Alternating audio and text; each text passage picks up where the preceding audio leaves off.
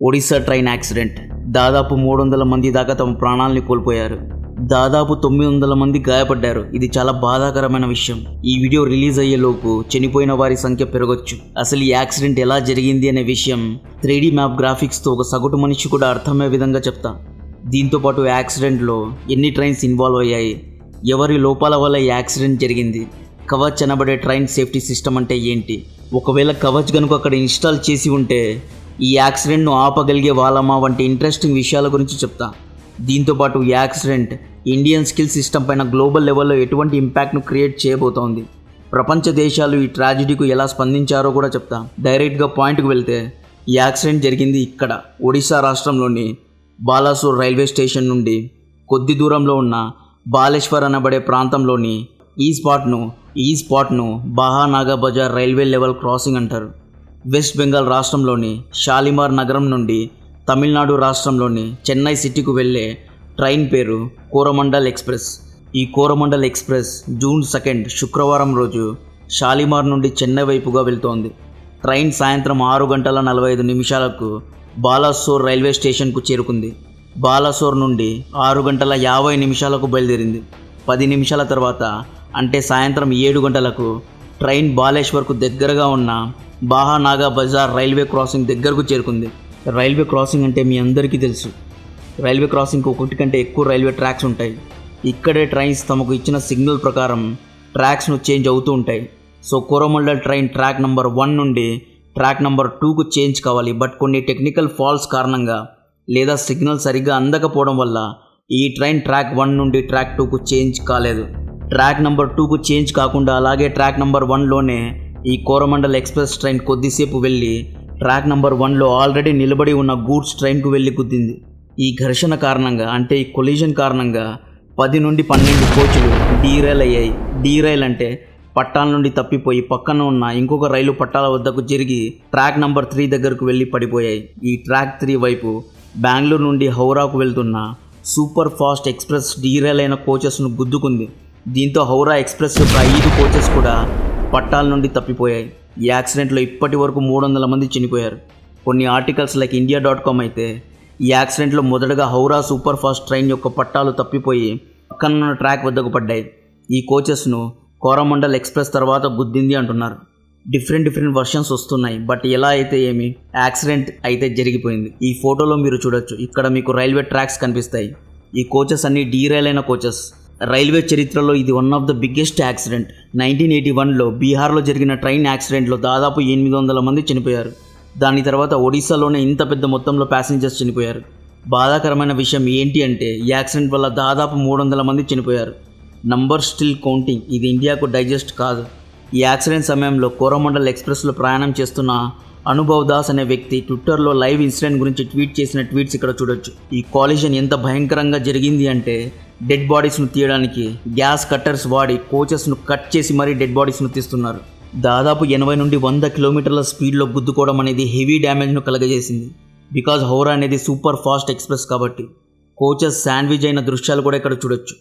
Orissa chief minister Naveen Patnaik గారు శనివారం state morning declare చేశారు. స్టేట్ స్పెషల్ రిలీఫ్ కమిషన్ రంగంలో దిగింది. గాయపడిన వారిని వేరు హాస్పిటల్కు తీసుకువెళ్తున్నారు. నెక్స్ట్ యాక్సిడెంట్ ఎలా జరిగింది, సిగ్నల్స్ ఎలా ఫెయిల్ అయ్యాయి అనే విషయాల గురించి commissioner of railway safety AM Chaudhary గారి ఆధ్వర్యంలో ఎంక్వైరీ జరుగుతోంది.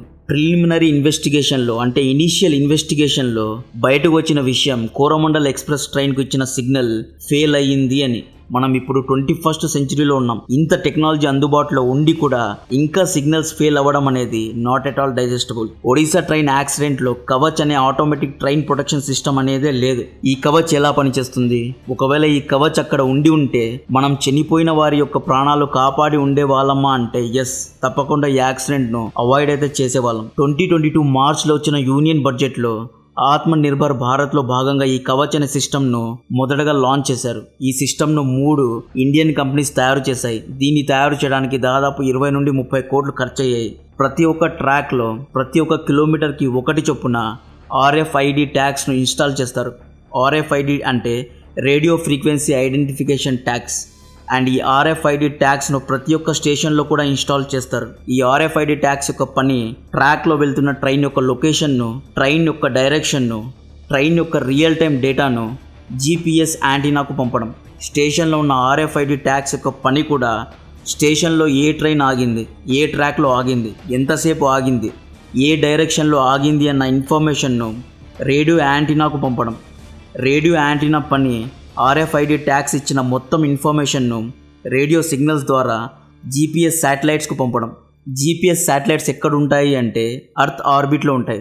అర్త్ ఆర్బిట్ అంటే భూమి యొక్క కక్ష లేదా మండలంలో ఉంటాయి. ఈ శాటిలైట్స్ ఇన్ఫర్మేషన్ను ట్రైన్స్ ఇంజన్స్ పైన ఉన్న జీపీఎస్ యాంటీనాకు పంపుతాయి.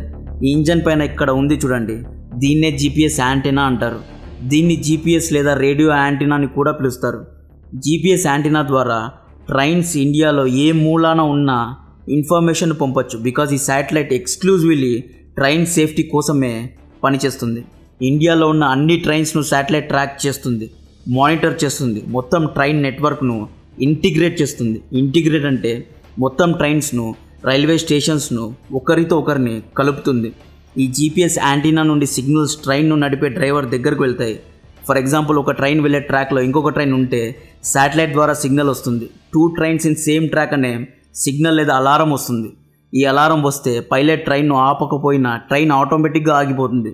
ఆటోమేటిక్ బ్రేక్స్ పడతాయి. ఒకవేళ ట్రైన్ ఓవర్ స్పీడ్ అయితే ఆటోమేటిక్గా బ్రేక్స్ కూడా అప్లై అవుతాయి. ఒకవేళ ట్రైన్ యాక్సిడెంట్లో పైలటెడ్ కుట్ర చేశాడు అనుకోండి, బట్ ఇది ఆటోమేటిక్ సిస్టమ్ కాబట్టి ఎక్కడైనా ట్రైన్ క్రాసింగ్ ఉన్నా లేదా ఒకే ట్రాక్లో 2 ట్రైన్స్ ఉన్నా ట్రైన్ ఆటోమేటిక్లీ ఆగిపోతుంది. సో దీనివల్ల ఎంత కుట్ర చేసినా ట్రైన్ సేఫ్టీకి మాత్రం ప్రమాదం ఉండదు, ప్యాసింజర్ సేఫ్టీకి మాత్రం ప్రమాదం ఉండదు. ట్రాక్ క్రాసింగ్ దగ్గర కూడా ఆటోమేటిక్గా సిగ్నల్స్ వస్తాయి. అంటే ఏ ట్రైన్ ఏ ట్రాక్లో వెళ్ళాలి అనే సిగ్నల్స్ కూడా ఈ కవచ్ ఇస్తుంది. ఒడిశాలో జరిగిన యాక్సిడెంట్లో హౌరా ట్రైన్కు, కోరోమండల్ ట్రైన్కు కవచ్ అనబడే ఈ సేఫ్టీ సిస్టమ్ లేదు. ఈ కవచ్ అనే సిస్టమ్ ఉంటే ఒకే ట్రాక్లో 2 ట్రైన్స్ ఉంటే సిగ్నల్ వచ్చేది. ఈ సిగ్నల్ రావడం వల్ల కోరోమండల్ ఎక్స్ప్రెస్ ట్రైన్ వెళ్ళి సేమ్ ట్రాక్లో నిలబడి ఉన్న గూడ్స్ ట్రైన్ను వెళ్ళి గుద్ది ఉండేది కాదు. హౌరా సూపర్ ఫాస్ట్ ఎక్స్ప్రెస్లో కవచ్ సేఫ్టీ సిస్టమ్ ఉంటే ఇంత పెద్ద కొలిజన్ జరిగి ఉండేది కాదు, ఇంత పెద్ద ఘర్షణ జరిగి ఉండేది కాదు. ఈ కవచ్ సిస్టమ్ గురించి అందరికీ సింపుల్గా అర్థం అవ్వాలి కాబట్టే చాలా బ్రీఫ్గా చెప్పా. ఎక్కువ టెక్నికల్గా వెళ్తే చాలామందికి అర్థం కాదు. బట్ ఈ కవచ్ సిస్టమ్ ఇంజనీర్స్కు అర్థమైంది అనుకుంటున్నా. సో ఈ కవచ్ అనే ఒక సిస్టమ్ మార్చ్ 2022లోనే లాంచ్ అయ్యింది కదా, మరి ఎందుకు అన్ని ట్రైన్స్కు ఇన్స్టాల్ కాలేదు అంటే ఈ కవచ్ అనే సిస్టమ్ను మింట్ పబ్లిష్ చేసిన ఒక ఆర్టికల్ ఆధారంగా కేవలం 250 కిలోమీటర్ల రైల్వే ట్రాక్స్లో మాత్రమే ఇన్స్టాల్ చేశారు. లింగాపల్లి నుండి వికారాబాద్, వాడి మరియు వికారాబాద్ నుండి బీదర్కు వెళ్లే రూట్స్లో మాత్రమే ఈ కవచ్ సిస్టమ్ని ఇన్స్టాల్ చేశారు. ఇండియాలో టోటల్గా 58,812 కిలోమీటర్ల రైల్వే లైన్ ఉంటే కేవలం 250 కిలోమీటర్లు మాత్రమే కవచ్ సిస్టమ్ని ఇన్స్టాల్ చేశారు. మన ఇండియన్ పార్లమెంట్లో ఎందుకని ఇటువంటి వాటి గురించి చర్చలు జరగవు? ఎందుకని ఇటువంటి వాటి గురించి డిబేట్లు జరగవు? ఇటువంటి ఇష్యూస్లో రాజకీయం జరగాలి. ప్రజల సేఫ్టీ గురించి రాజకీయం జరగాలి. హిందూ ముస్లిం ప్రజల హక్కుల గురించి మళ్ళీ రాజకీయం చేయొచ్చు. దానికోసం చాలా టైం ఉంది. ప్రతిపక్ష పార్టీలు ఇటువంటి ఇష్యూస్ గురించి ప్రభుత్వాన్ని ప్రశ్నించాలి. అండ్ ఈ యాక్సిడెంట్ ఎలా జరిగిందో పూర్తి స్థాయిలో ఇన్వెస్టిగేషన్ కూడా జరగాలి. ఇది చాలా ఇంపార్టెంట్. అసలు 3 ట్రైన్స్ ఎలా కొలైడ్ అయ్యాయి అనే విషయాలు బయటకు రావాలి. మేబీ యాక్సిడెంట్ తర్వాత Indian railway minister Ashwini Vaishnav గారు రాజీనామా ఇవ్వచ్చు. నా పర్సనల్ ఒపీనియన్లో నన్ను కనుక అడిగి నేనైతే అశ్విని గారు రాజీనామా ఇవ్వాలి అనే చెప్తాను. బికాజ్ ఇది అశ్విని వైష్ణవ్ గారి ఫెయిల్యూర్ కిందకే వస్తుంది. దీనికి పూర్తి బాధ్యత అశ్విని గారు తీసుకోవాలి. 1981లో బీహార్లో డెడ్లియెస్ట్ రైల్వే యాక్సిడెంట్ జరిగింది. అప్పట్లో దాదాపు 800 మంది చనిపోయారు. 1990స్లో ఫిరోజ్బాద్లో, 1999లో వెస్ట్ బెంగాల్లో ట్రైన్ యాక్సిడెంట్ జరిగాయి. ఆ టైంలో టెక్నాలజీ అంత మెరుగుపడలేదు అనుకుందాం. బట్ 2008లో, 2011లో, 2016లో, 2018లో, ఇప్పుడు 2023లో కూడా ఇంత టెక్నాలజీ ఉన్నా కూడా యాక్సిడెంట్స్ జరుగుతున్నాయి. 1964లోనే జపాన్ కవచ్ లాంటి ట్రైన్ కంట్రోల్ సిస్టమ్ను ఇన్స్టాల్ చేసింది. 2022లోనే చైనీస్ ట్రైన్ కంట్రోల్ సిస్టమ్ అనే సిస్టమ్ను ఇన్స్టాల్ చేసింది. ఇంకా మనం దీన్ని ఇంప్లిమెంట్ చేయలేదు. అంటే మనం ఎంత వెనక ఉన్నామో అని తెలుస్తోంది.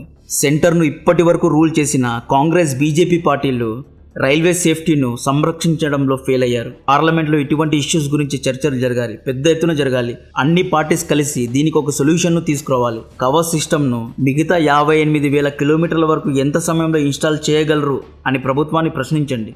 కేరళ స్టోరీ, బ్రెజిల్స్ హక్కులు, అదాని అంటూ పోరాటాలు చేయడం కొంచెం సేపు పక్కన పెట్టి, రాజకీయం పక్కన పెట్టి, బేసిక్ సిటిజన్ ఫెసిలిటీస్ గురించి ఒకసారి కూర్చొని మాట్లాడండి, కలిసి పనిచేయండి.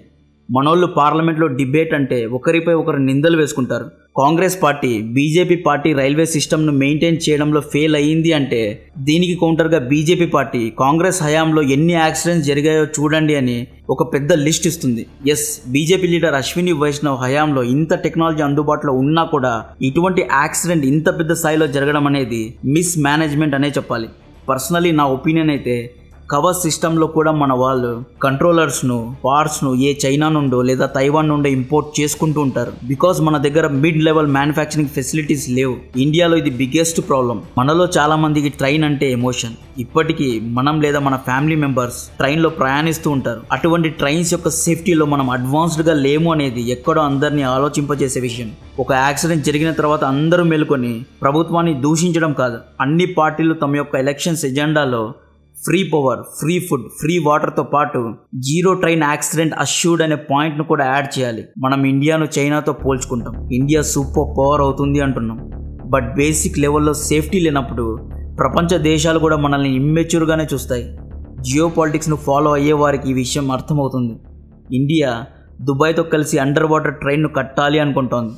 బట్ మన రైల్వే సిస్టమ్ చూసి దుబాయ్ ఒక నిమిషం ఆగి వెయిట్, ఈ ప్రాజెక్ట్లో మాకు ఇండియన్ డిజైన్ ఇంజనీర్స్ వద్దు, మాకు జపాన్ ఇంజనీర్సే కావాలి అంటుంది. Canada PM Justin, Taiwan PM Tsai, Putin గారు, Nepal PMO, Australia foreign ministry తమ నివాళులను అర్పించారు. చైనీస్ ప్రెసిడెంట్ షీ కూడా తన కండోలెన్సెస్ను ఇచ్చారు. మీకు గుర్తుంటే మొన్న జర్మనీ ఒక ట్వీట్ చేసింది. ఇండియన్ పాపులేషన్ చైనా పాపులేషన్ను దాటిన సందర్భంగా జర్మనీ ఒక కార్టూన్లో ఓవర్ క్రౌడెడ్ ఇండియన్ ట్రైన్ను చైనా యొక్క బుల్లెట్ ట్రైన్తో కంపేర్ చేసింది. ఈ కార్టూన్కు అర్థం ఏంటండి?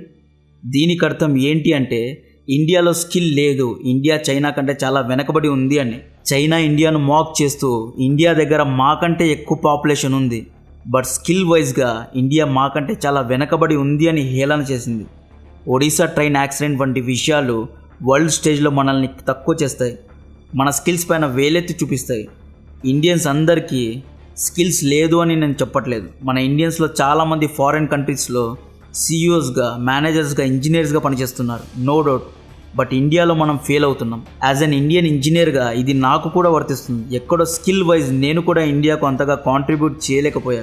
మన తప్పుల్ని అనలైజ్ చేసుకొని నేర్చుకోవడంలో తప్పు లేదు. ఈ యాక్సిడెంట్లో ఇంకా వేరే అప్డేట్స్ ఏమైనా వస్తే తర్వాతి వీడియోస్లో షేర్ చేస్తాం. కాంటెంట్ నచ్చితే ఈ వీడియోను అందరికీ షేర్ చేయండి. ఇది అందరికీ షేర్ అవ్వాలి. జై హింద్.